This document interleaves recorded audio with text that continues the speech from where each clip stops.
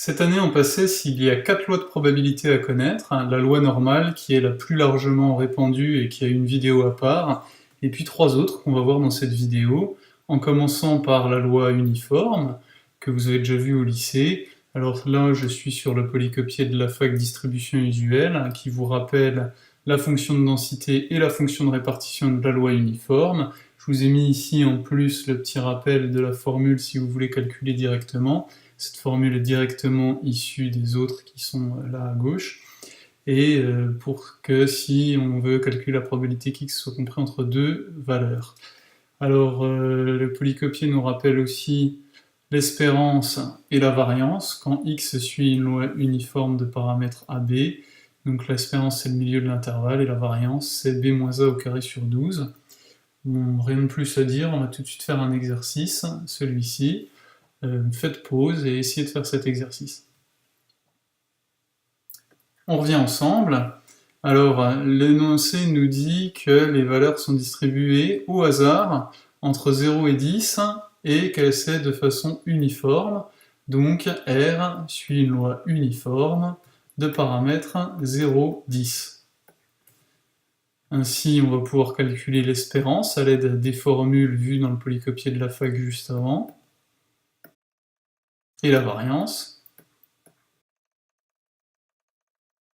Voilà. Et pour la question 2, on nous demande la probabilité que R soit compris entre deux valeurs données. Et donc là, on va pouvoir se servir de la petite formule que j'avais mise dans la marge du polycopier, qui nous dit qu'en fait, c'est la longueur de l'intervalle qui nous intéresse, là, qu'on obtient en faisant la soustraction des deux, divisé par la longueur de l'intervalle total sur laquelle est définie notre variable aléatoire suivant une loi uniforme. Et voilà pour la loi uniforme. On passe à la loi de Poisson. Alors celle-ci, elle est nouvelle. Alors, on va aller voir ce qui nous est dit dans le polycopier de la fac. Voilà, c'est ça, là, vous avez tous les éléments. Donc, la loi de Poisson, on nous dit que c'est pour les événements rares, et on nous dit aussi que c'est une loi discrète. Alors, on va pouvoir calculer la probabilité que x soit égal à 0, que x soit égal à 1, probabilité que x soit égal à 2, etc. Mais pas la probabilité d'un intervalle. Ce sera aussi que des valeurs positives, puisqu'on va compter le nombre de fois qu'un événement rare se produit. Et pour trouver la probabilité d'un certain nombre, on va utiliser cette formule. Donc il faudra remplacer k dans cette formule par la valeur qu'on cherche. Et lambda, c'est un paramètre qui nous sera le plus souvent donné par l'énoncé. Parfois, il faudra le trouver d'une manière ou d'une autre. Et voilà, on pourra calculer ça. On a aussi les formules de l'espérance et de la variance. Dans le cas d'une loi de Poisson, c'est égal au paramètre lambda. Et on note que x suit une loi de Poisson de paramètre lambda. Et on va tout de suite faire un exercice là-dessus. Voilà, vous pouvez faire pause. Alors, on revient ensemble. On sait que n suit une loi de Poisson de paramètre 3. Hein, c'est ce qu'on nous dit. Donc on va rappeler la formule qui était écrite dans le polycopier pour calculer probabilité que x égale k. C'est lambda puissance k exponentielle moins lambda sur k factoriel. Du coup, probabilité que n égale 0, ça nous fait lambda vaut 3, k vaut 0. Je vous rappelle que 0 factoriel c'est égal à 1, ça c'est quelque chose à savoir, c'est une convention. 3 puissance 0, n'importe quoi, la puissance 0 c'est aussi égal à 1. Et donc on se retrouve avec exponentielle moins 3, qui est égal à 0,050. Ensuite, P de n égale 1, même démarche.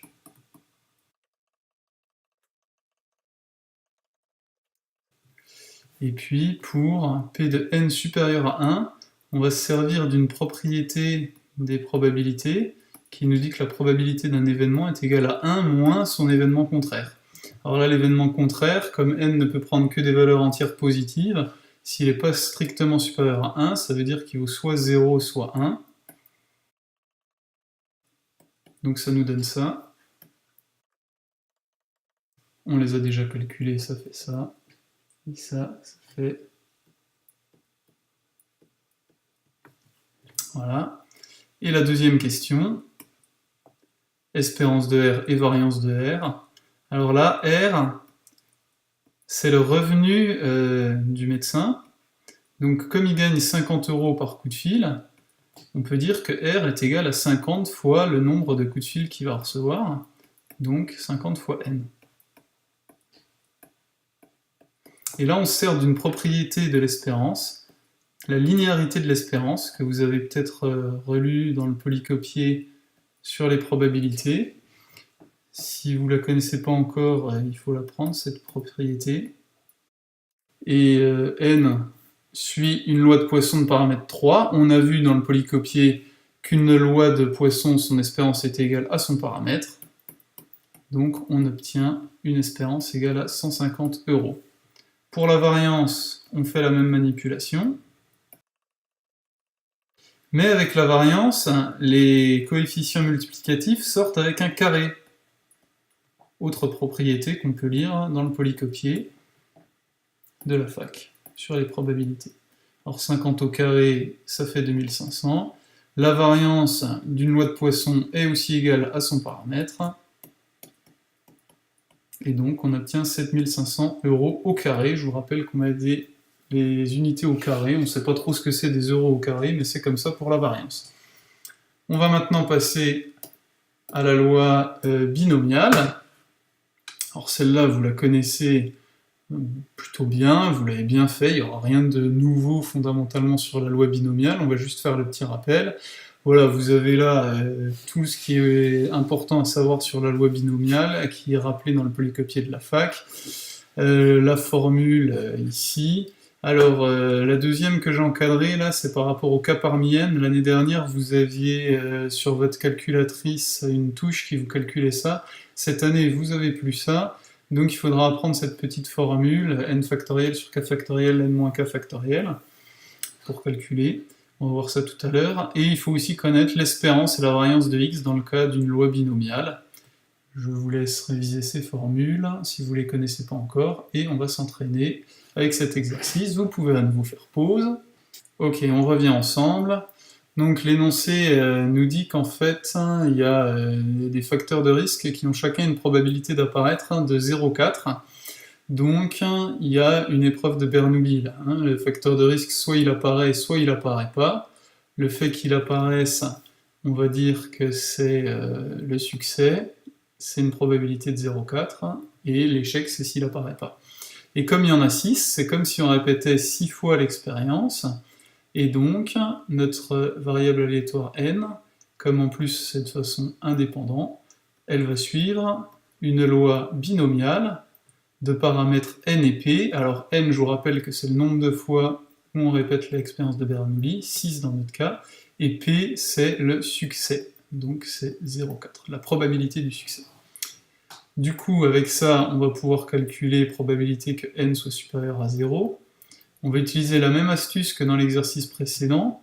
Probabilité que n soit supérieur à 0, c'est la probabilité 1 moins la probabilité que n soit égal à 0. Et là, on applique notre formule. Donc k parmi n, ça fait 0 parmi 6.